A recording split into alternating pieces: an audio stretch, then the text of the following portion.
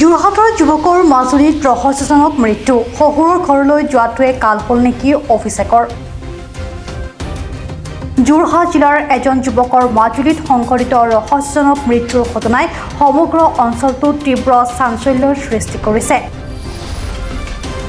পৰিয়ালৰ লোকে জানিবলৈ দিয়া মতে নিজৰ কৰ্মস্থলীৰ পৰা ঘৰলৈ আহি বিহুৰ পিছদিনাই অভিষেক দাসে মাজুলীৰ ঠাকুৰবাৰীস্থিত শহুৰৰ ঘৰলৈ গৈছিল কিন্তু তাৰ পিছতে তেওঁ পুনৰ ঘৰলৈ উভতি নাহিল কিছু সময়ৰ পাছত শহুৰৰ ঘৰতে অভিষেকৰ মৃত্যু হোৱা বুলি খবৰ পাই অভিষেক পিতৃগৃহত শহুৰৰ ঘৰত লোকসকলে পানীত পৰি মৃত্যু হোৱা বুলি স্পষ্টীকৰণ দিছে যদিও ঘটনাৰ সময়ছোৱাত অভিষেকৰ মৃত্যুৰ খবৰ পৰিয়ালক জনোৱা হোৱা নাছিল বুলি অভিযোগ কৰিছে অভিষেকৰ পৰিয়ালৰ লোকে পিছত যোৰহাটৰ পৰা পৰিয়ালৰ লোক গৈ গড়মূৰ চিকিৎসালয়ৰ পৰা অভিষেকৰ নশ্বৰ দেহ লৈ আহে উল্লেখযোগ্য যে প্ৰায় এবছৰ পূৰ্বে পলুৱাই বিবাহ কৰা অভিষেক দাসৰ সৈতে শহুৰৰ ঘৰৰ সৈতে সম্পৰ্ক ভাল নাছিল বুলি অভিযোগ উঠিছে লগতে অভিষেকৰ পত্নী পম্পী দাসৰ আচৰণক লৈও নানান সন্দেহ প্ৰকাশ কৰিছে অভিষেকৰ পৰিয়ালৰ লোকে মৃত্যুৰ পাছতো অভিষেকৰ মোবাইল অনলাইনত সক্ৰিয় আছিল বুলি অভিযোগো উত্থাপন হৈছিল ইতিমধ্যে ঘটনাক লৈ যোৰহাট সদৰ থানাত এজাহাৰ দাখিল কৰা হৈছে আৰু এজাহাৰৰ ভিত্তিত যোৰহাট আৰক্ষীয়ে তদন্ত আৰম্ভ কৰিছে পৰৱৰ্তী সময়ত তদন্তৰ পাছতে ঘটনাৰ আচল ৰহস্য পোহৰলৈ আহিব বুলি আশা কৰা হৈছে দুখজনক ঘটনা এটা আমি হ'ব পাইছোঁ কথাটো হ'ল কি মোৰ গাঁৱৰ এজন তেখেত আচলতে আমাৰ অনুসূচিত ছাত্ৰ সন্থাৰ বালিঙা আঞ্চলিক সমিতিৰ দায়িত্বটো আছিলে অভিষেক দাস গাঁৱত বিকি বুলি তেখেতক সকলোৱে চিনি পায় কথাটো হ'ল কি তেখেতে বিবাহ নিজৰ পত্নীৰ লগত বিহু পিছদিনাখনেই মাজুলীলৈ গৈছিলে মাজুলী ঠাকুৰবাৰীত তেখেতৰ শহুৰ ঘৰ তাৰপিছত শহুৰ ঘৰত থাকোঁতে তেওঁলোকৰ লগত যোগসূত্ৰ হৈ আছে ঘৰৰ লগত সভাপাতি হৈ লৈ আছে মাক দেউতাকে কিন্তু আজি 3 মানৰ পিছৰ পৰা মাক দেউতাকক ফোন কৰিলে কয় যে এই ল'ৰা নাই এতিয়া ওলাই গৈছে পিছত ফোন কৰি মই আহিলে ক'ম তেনেকৈ কৈ দিয়ে বিহু পিছদিনাখনে গৈছিলে 15 তাৰিখে গৈছিলে তাৰপিছত কি হ'ল আজি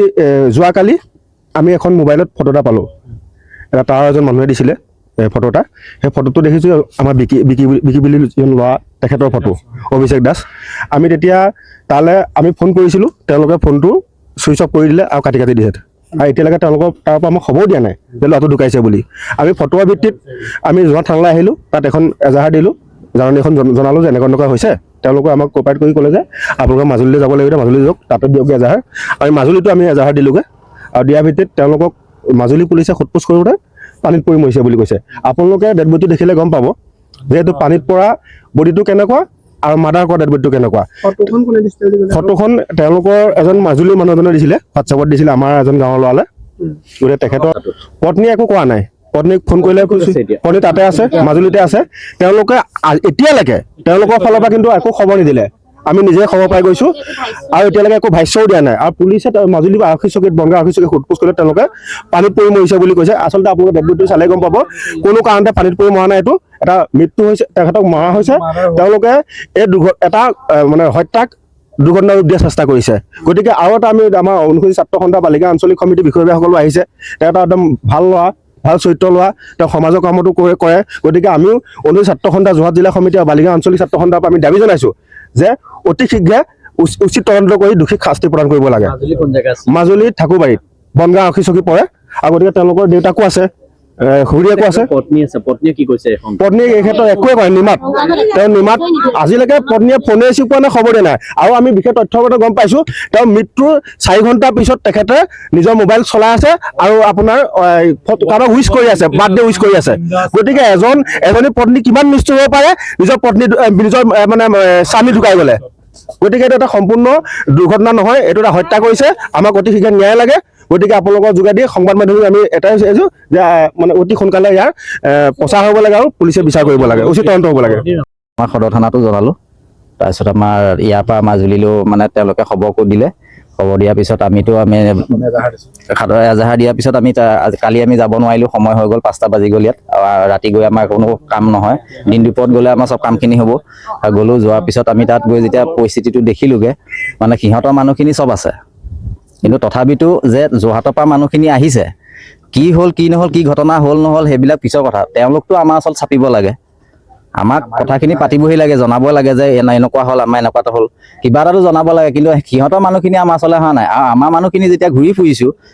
আমাৰ নিজৰ বস্তু যে আমি লৈ আহিবৰ কাৰণে ঘূৰি ফুৰিছোঁ, ঘূৰি ফুৰা স্বত্বেও সিহঁতি কি কৰিছে, সিহঁতৰ মানুহবিলাক মানে অলপ ঘূৰি ফুৰিছে আমাৰ পিছে পিছে। মানে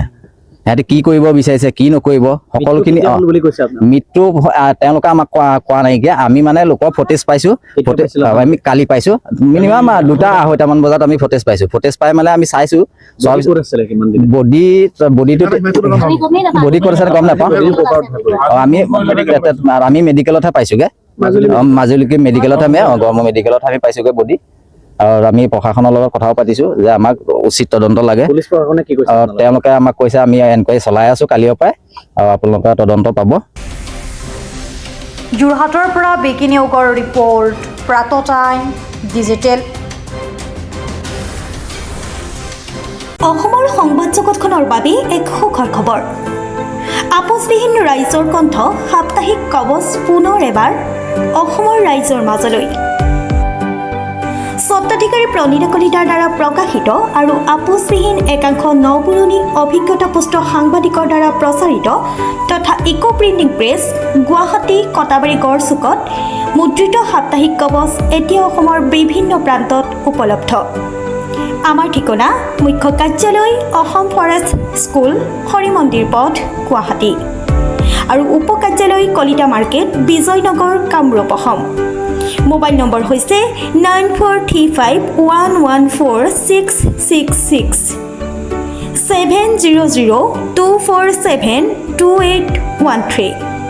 আমাৰ ইমেইল ID হৈছে kobos2025@gmail.com।